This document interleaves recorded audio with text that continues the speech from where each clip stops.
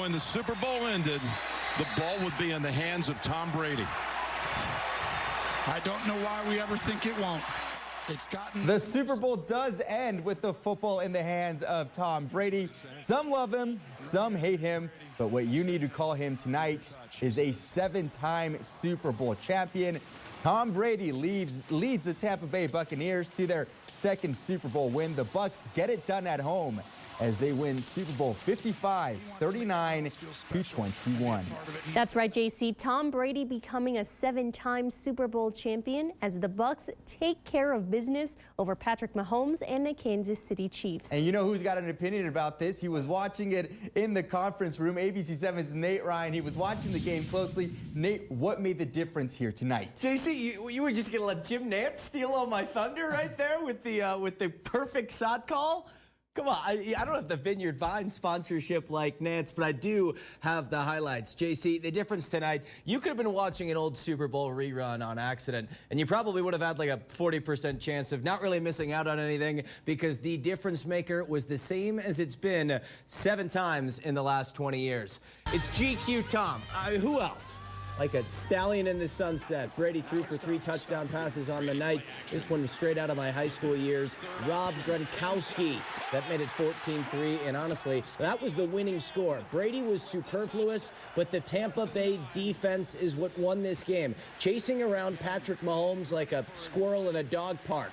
Mahomes on his heels all day. This incompletion here in the 4th sealed Tampa Bay's title. The MVP, Tommy B. The Buccaneers winners, but we all want to talk Tom, his 7th championship total. Guys, that's more than any franchise in NFL history. The Steelers and the Patriots, Brady's old team, have 6. Much more on 55 coming up in sports. Nate, thank you. The unofficial holiday now in the books, but with the COVID-19 pandemic far from over, this year's Super Bowl feeling different for many. You're absolutely right, Kate. ABC 7's Brianna Chavez joins us live with how some El Pasoans celebrated. Brianna, what's the scene looking like where you're at? Well, right now it's pretty empty. Everybody kind of cleared out once the game did end, but it's definitely feeling different for restaurants, including sports-themed restaurants where people come and watch the game like Tortugas here in West El Paso. But experts are concerned that this year's game could turn into a super spreader. There's the fake, there's the pass, and there's the catch. An event that seemed impossible nearly a year ago finally materialized into Super Bowl 55. Tampa Bay Buccaneers defeating the Kansas City Chiefs. I went to Texas Tech, even though I'm a Cowboys fan, like Patrick Mahomes is my guy. But this year, celebrating the big game feeling slightly different due to the pandemic being far from over. This year, a lot of my friends are trying to be more cautious, rightfully so. With the world we're in right now, I'm just happy to be able to be open. It's great to see we have a decent crowd in here. We're actually right at what the number I wanted to be. Ron Patterson, owner of Tortuga Sports Lounge in West El Paso, only allowing his restaurant to reach 40% capacity inside for the big game.